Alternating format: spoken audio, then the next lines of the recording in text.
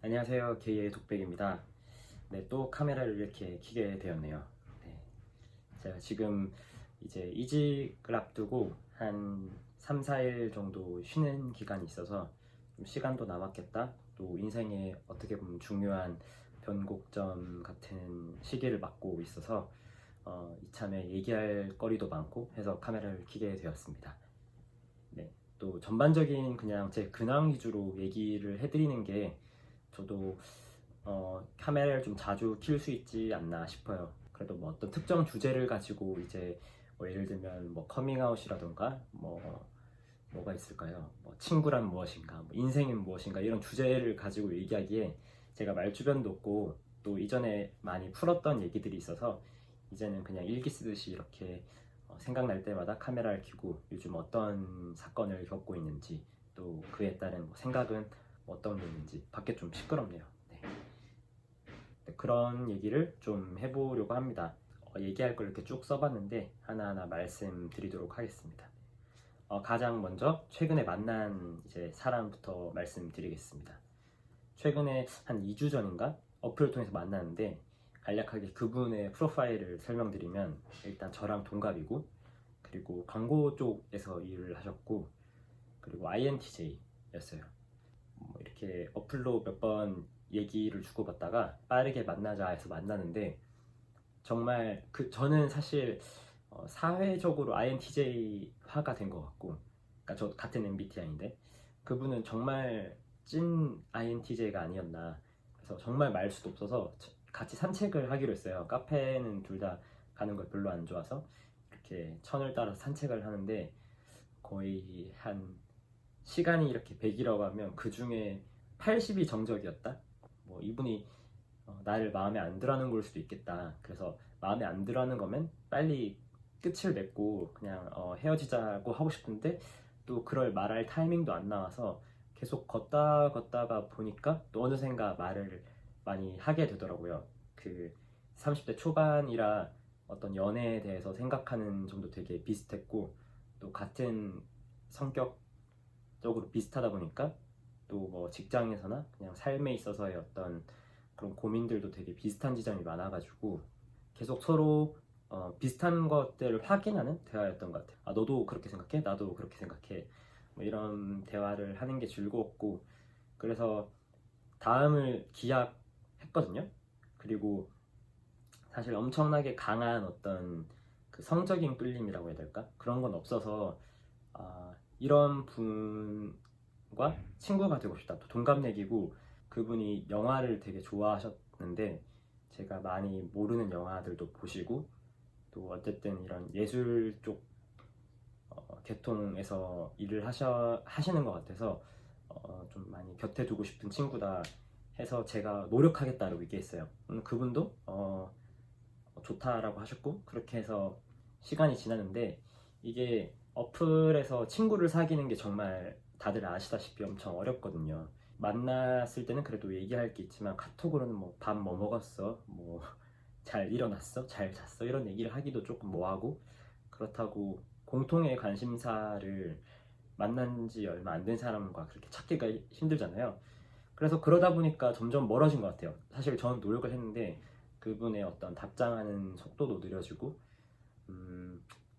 그래서 근데 그분이 이제 시간이 되면 보자라고 해서 그냥 그분이 그리고 한창 지금 바쁜 시즌인가 봐요. 그 광고 쪽은 아무래도 일이 몰릴 때도 있고 이러다 보니까 그래서 시간을 두고 또 뭐 한 2, 3주 뒤에 혹시 또 시간이 맞으면 또 볼 수 있게 되지 않을까.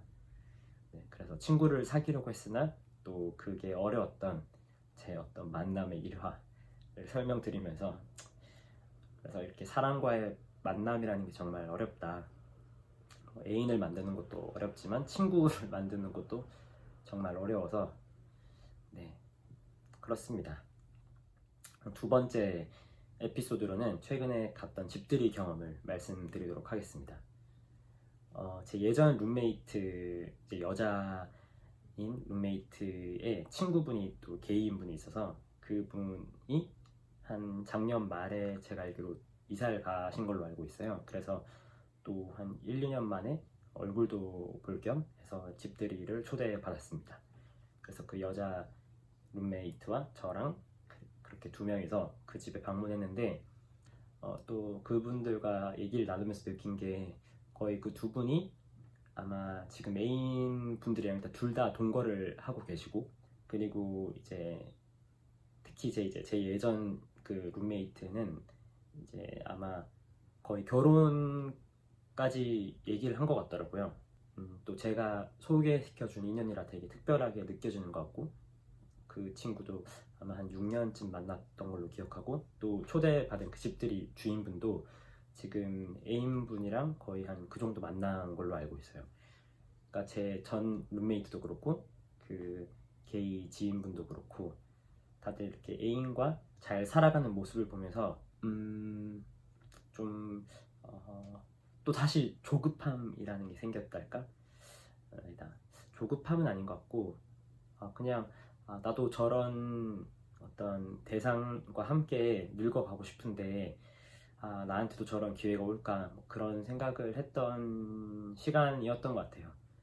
물론 뭐 이제 그런 애인 얘기 말고도 뭐 일본 여행이 어땠는지 여러 가지 얘기를 했는데, 아무래도 가장 인상 깊었던 주제는 그런 결혼이나 뭐 동거나 그리고 지금 애인과의 관계, 뭐 그런 얘기를 할 때 되게 많은 생각을 하게 되더라고요.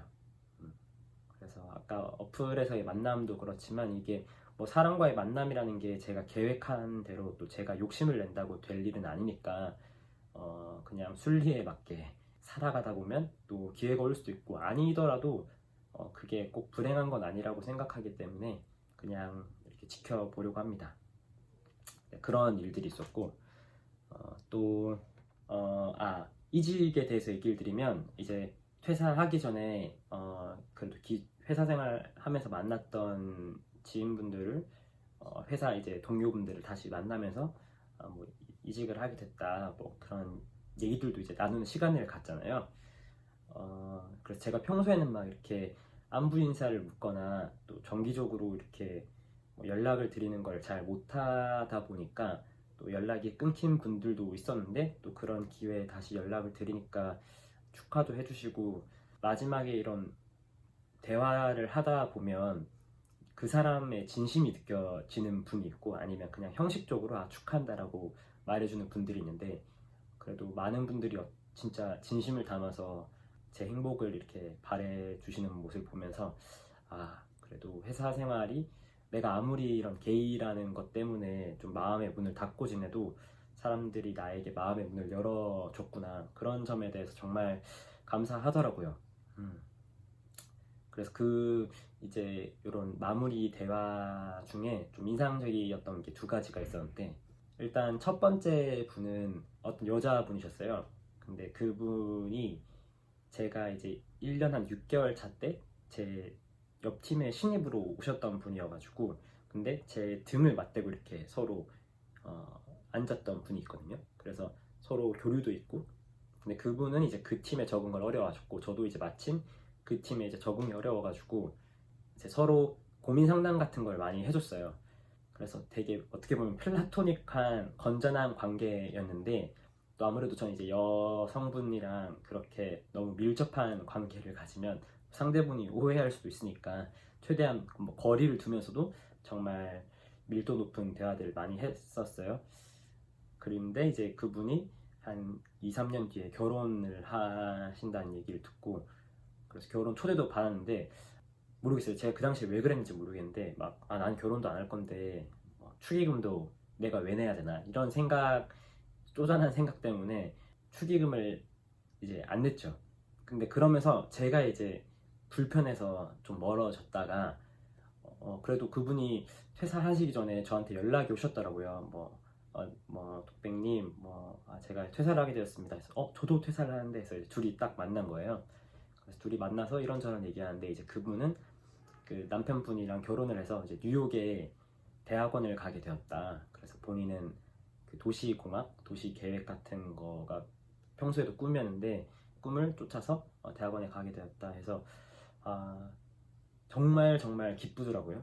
이렇게 이직을 하는 거는 사실 어떻게 보면 삶의 방향성이 크게 달라지는 건 아니니까, 그냥 뭐 전 이직을 한 데서 막 축하한다라는 느낌 못 받는데 그런 선택을 하는 거에 있어서는 정말 엄청난 용기고 도전이니까 정말 축하드린다 하면서 저도 평소에 이제 건축이나 도시공학 이런 거에 관심이 많아서 제가 있는 회사가 엄청 높은 빌딩이 있거든요. 그래서 이 서울 전경이 다 보이는데 그 퇴사하는 마당에 서울의 어떤 문제점, 이거 어떻게 해소해야 되나, 뭐 저출산 문제 이런 그 얘기를 하는데 또 즐겁더라고요.